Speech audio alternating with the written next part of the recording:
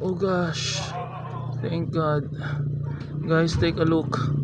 This little cat still moving and still breathing, but I think he or she has a little chance to live. God forsake you. God, please help this little cat. See, oh my gosh, who did this to you, huh? Those heartless people. They don't even give you some break or horn. Little cat, sorry. Oh my gosh, I'm so sorry. Oh no. Oh gosh. I think he has a broken arm or neck.